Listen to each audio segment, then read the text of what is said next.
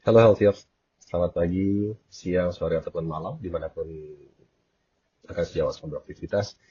Kali ini saya akan menyampaikan penggunaan fitur SKP Platform bagi tenaga medis dan tenaga kesehatan. Saya ada memiliki bertanya-tanya terkait hal ini dan mudah-mudahan saya bisa menjelaskannya dengan cukup singkat. Oke, sebelum masuk ke hal teknis, ada beberapa hal yang perlu saya sampaikan.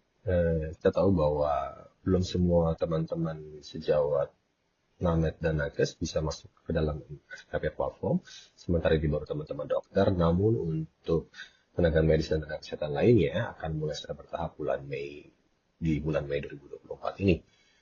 Tetapi dengan demikian dianjurkan untuk teman-teman semua untuk segera melakukan pengkinian data tempat praktik di akun Satu Sehat SDMK masing-masing. Jadi kalau yang belum punya akun Satu Sehat SDMK, cepat-cepat buat akunnya agar nantinya dapat langsung mentautkan data ke dalam SKP platform. Nah, kalau teman-teman sudah bisa melihat menu SKP platform pada halaman Satu Sehat SDMK masing-masing, itu baru bisa mentautkan datanya. Kalau belum keluar berarti mungkin belum gitu ya, mohon dulu bersabar. Yang kedua adalah teman-teman tidak akan dapat melakukan petautan data ke SKP platform jika data SIP tidak lengkap. Jadi data surat izin prakteknya harus lengkap dari mulai tanggal awal maupun tanggal akhir. Dan yang ketiga adalah teman-teman dianjurkan untuk melakukan pengkinian data SIP, gitu ya, tanggal dan akhir, meskipun belum dapat melakukan petautan data SKP platform. Jadi mungkin teman-teman yang lain, saya belum ketemu nih menunya pentautan SKP platform. Tetapi tetap teman-teman bisa mulai dari sekarang untuk cek di profilnya, lihat di pekerjaannya, apakah data SIP-nya sudah lengkap atau belum. Oke, nanti saya akan masuk ke detail.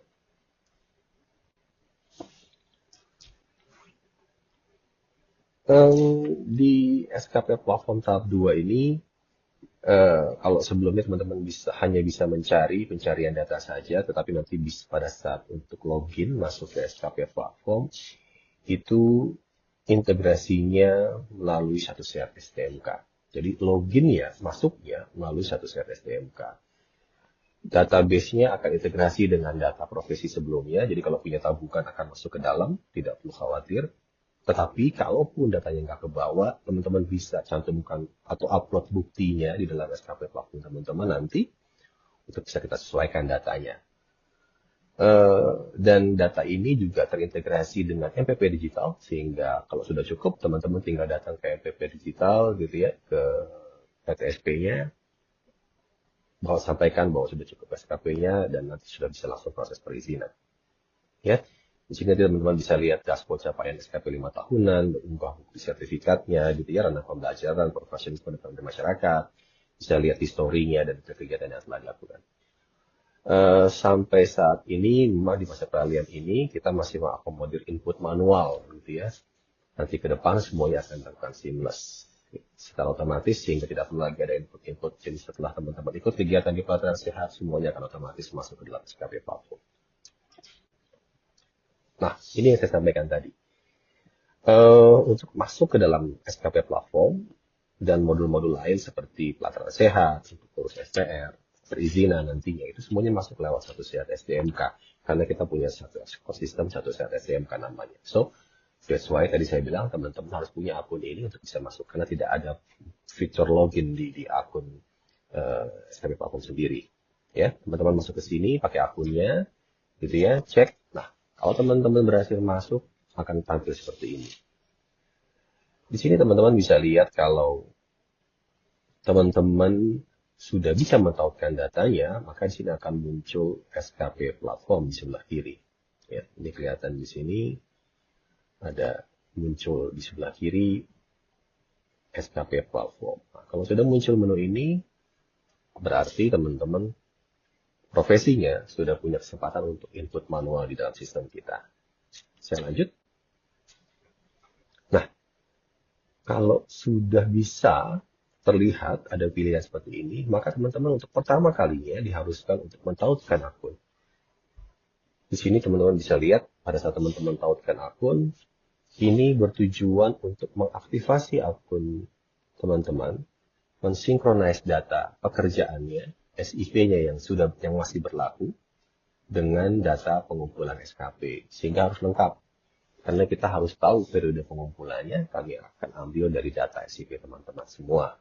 Ya, karena STR sekarang sudah seumur hidup, jadi kita akan tarik data SIP. Jadi jangan sampai salah menuliskan data pekerjaan khususnya SIP ini. Masa akhirnya SIP harusnya sama dengan masa habisnya STR sebelumnya yang sebelum seumur hidup. Oke, pastikan itu. Caranya gimana? Nah, ini contohnya pada saat teman-teman pada saat mentautkan akun terjadi gagal, tidak bisa mentautkan akun. Diminta untuk update data pekerjaan dan hubungi Fastcash tempat Anda bekerja untuk validasi status. Lengkapi datanya. Nah, di sini teman-teman akan diminta untuk klik lengkapi data tersebut dan edit pekerjaan atau SIP Anda dengan status aktif. Jadi cari status pekerjaan yang aktif, ya, klinik yang aktif atau rumah sakit yang aktif, SIP yang aktif. Pada menu profil saya. Profil saya ada di sebelah kiri, itu kelihatan ya, menu profil sebelah kiri. Itu ada. Lalu pastikan periode akhir SIP-nya terisi. Sesudah itu selesai, hubungi admin Fastcash Anda untuk memvalidasi data SIP. Gitu ya. Kalau praktek mandiri, hubungi dinas yang mengeluarkan SIP-nya untuk memvalidasi. Kalau teman-teman kerja di rumah sakit, hubungi adminnya, admin SDM-nya di sana untuk memvalidasi bahwa benar nyatanya Anda melakukan praktek di rumah sakit tersebut dan SIP-nya sudah sesuai. Oke, saya lanjut bagaimana caranya. Nah, tampilannya akan seperti ini. Jadi pada saat teman-teman masuk ke menu pekerjaan, ya, di profil saya ada sub menu pekerjaan. Teman-teman bisa lihat, walaupun datanya tervalidasi di sini, ya, tetapi ternyata data SIP-nya tidak lengkap. Yang tidak lengkap itu yang paling penting adalah ini. Pastikan data tanggal berakhir SIP terisi. Ya, karena tanggal mulai SIP juga perlu diisikan, tetapi tanggal berakhirnya SIP perlu untuk diisikan. Ini biasanya masa berlakunya sama dengan data STR-nya habis atau Serkom-nya habis pada saat waktu itu sebelumnya. Jadi tolong ini disesuaikan, karena ini akan sangat berpengaruh nanti pada perhitungan periode pengumpulan SKP teman-teman. So, caranya bagaimana? Teman-teman klik edit, ya, ubah pada menu ini, diubah. Nah, pada saat diklik nanti akan berubah pada masuk ke dalam menu berikutnya, ya. Nah, ini masuk ke sini, kita lihat tadi tanggal terbitnya ada, tapi tanggal akhirnya belum ada. Nah, di sini teman-teman bisa edit, isi, ya, isi sesuai dengan SIP yang teman-teman punya. Kalau akhirnya misalkan 23 Juni 2028, karena asumsinya 5 tahun misalnya, 2028, dituliskan 2028. Nanti sudah diisi, sama dengan yang ada bukti di SIP-nya gitu ya, sesuai. Itu tinggal klik simpan. Tidak perlu diisi masa beraktif bekerja, tanggal akhir bekerja, karena di sini tentu kita belum tentu bisa panjang gitu ya. Tetapi yang penting tanggal akhir SIP terisi, lalu klik simpan dan pastikan sekali lagi pekerjaan atau SIP yang dipilih adalah dengan status bekerja yang aktif. Ini tandanya teman-teman masih aktif berpraktek di sana. Klik simpan, lalu tadi hubungi Fastcash atau dinas untuk melakukan validasi data tersebut. Lalu selanjutnya bagaimana? Jika sudah disimpan, nah teman-teman bisa lihat nih, tanggal berakhir SIP-nya sudah ada. Kalau sudah ada seperti ini, tinggal tunggu statusnya tervalidasi. Nah, tadi memang tervalidasi, tetapi karena belum lengkap, kita edit lagi. Akhirnya statusnya berubah menjadi diproses. Setelah diproses, akan berubah lagi menjadi tervalidasi setelah teman-teman di dinas kesehatan atau teman-teman di SDM di rumah sakit yang melakukan validasi menyatakan kebenaran data tersebut. Jika sudah, tinggal ditunggu, gitu ya, bisa hubungi ke sana langsung jika ingin cepat dilakukan. Nanti setelah itu status di satu sehatnya akan berubah seperti itu. Nah, jika statusnya berubah, sudah tervalidasi dengan data SIP yang lengkap, maka teman-teman akan lihat masuk lagi ke dalam SKP Platform, ya. Lalu klik lagi tautkan akunnya, klik lagi di pilihan icon tautkan akun ini, ya. Yang terjadi adalah akan berubah ikonnya menjadi pengolahan SKP. Nah, kalau sudah masuk kepada tab ini, berarti teman-teman sudah berhasil dan akan dapat melakukan pengolahan data sertifikat SKP-nya masing-masing. Ya, kita lihat. Ya, seperti ini contohnya. Nah, ini adalah dashboard awal pada saat teman-teman masuk ke SKP Platform. Nah, teman-teman bisa lihat bahwa di sebelah kiri ini adalah data capaian SKP-an teman-teman gitu ya selama periode 5 tahun. Kalau dokter targetnya diperlukan 250 SKP sehingga dibutuhkan angka 250 untuk bisa dapat tercukupi ya. Ini adalah milestone capaian 5 tahunan dari profil 1 sehat untuk perizinan 5 tahun berikutnya. Contoh SKP-nya dikumpulkan dalam rentang 18 Desember 2021 sampai dengan 17 Desember 2026. Tertulis di sana, ini nanti digunakan untuk perpanjangan atau perizinan pada periode 18 Desember 2026 sampai dengan 17 Desember 2031. Nah, yang di sebelah kanan, yang bar ini adalah breakdown capaian per tahun teman-teman semua. So, teman-teman tahu itu rajin ikut seminarnya di bulan apa sih, di tahun mana sih, di bulan apapun ketahuan. Gitu ya, ini breakdownnya. Kalau teman-teman klik lagi di bar itu, kelihatan rincian kegiatannya pun kelihatan per tahun. Apa yang dilakukan, gitu ya, apa yang dilakukan, ini terlihat di sini. Dan kalau teman-teman klik details yang di sebelah kanan itu udah ketahuan tuh. Kegiatan seminarnya apa aja di dalam sana. Ada berapa banyak yang telah dilakukan. Nah, ada satu icon yang penting juga di sini. Ini tulisannya adalah sinkronisasi data SKP. Nah, jadi ke depan semua kegiatan pembelajaran itu teman-teman lakukan melewati pelataran sehat. Karena di luar itu tentu tidak akan diakui SKP-nya. Nah, pada saat teman-teman ikut kegiatan di pelataran sehat, teman-teman akan dapat SKP secara otomatis setelah kegiatan itu selesai. Nah, dan pada saat teman-teman masuk ke dalam dashboard, misalnya datanya belum terbaca, teman-teman tinggal klik sinkronisasi data SKP.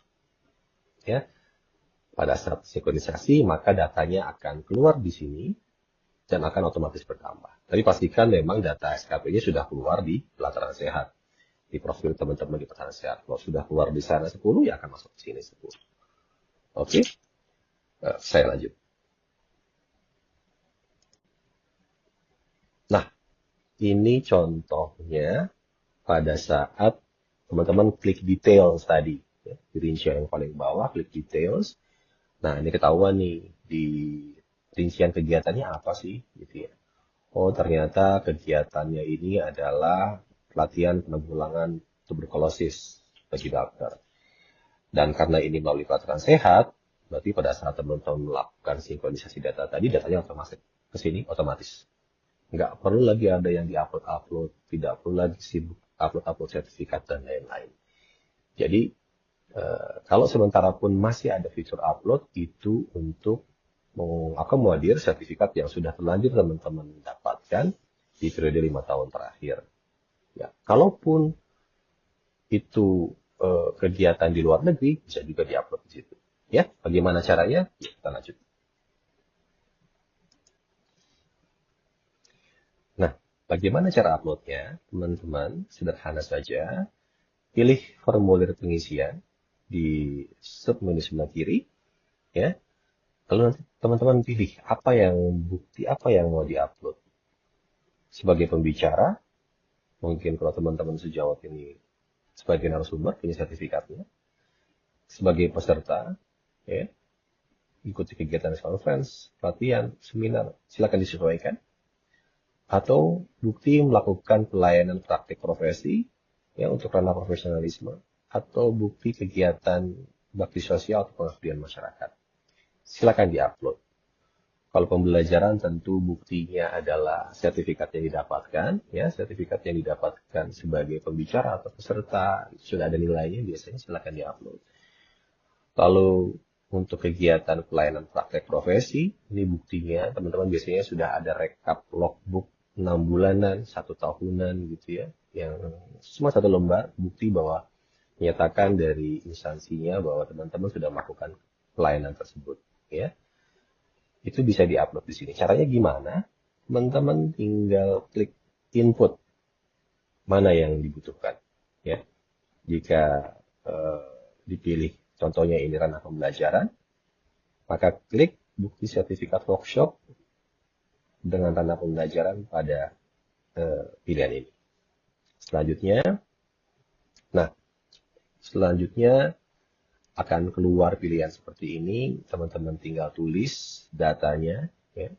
Nama acaranya apa, kegiatannya nasional atau internasional, lama waktu jamnya berapa, tempatnya di mana, penyelenggaranya siapa, ya. Lalu upload bukti sertifikatnya. Ingat, bentuknya PDF dan maksimal 250 KB. Upload di situ. Dilengkapi juga tanggal mulai kegiatannya kapan, selesainya kapan gitu ya. Dan masukkan nilai SKP yang tertera pada sertifikat tersebut. Sesuai dengan SKP tersebut. Nah, jika berhasil, disimpan gitu ya. Klik simpan, nanti tersimpan. Akan ada notifikasi sukses, data berhasil, dan menunggu untuk divalidasi. Di sini teman-teman diminta untuk menunggu. Dan di masa peralihan ini, kami mohon bantuannya karena begitu banyak berkas yang masuk. Kami akan dahulukan untuk rekan-rekan sejawat yang habis SIP-nya 0 sampai 6 bulan ke depan. Ya. Jadi kalau pada saat disubmit langsung kok belum keluar, datanya belum berubah, mohon menunggu, pasti kami akan melakukan validasi. Ya. Mungkin itu saja yang dapat saya sampaikan. Sampai ketemu lagi di tutorial selanjutnya. Terima kasih, sampai jumpa dan salam sehat.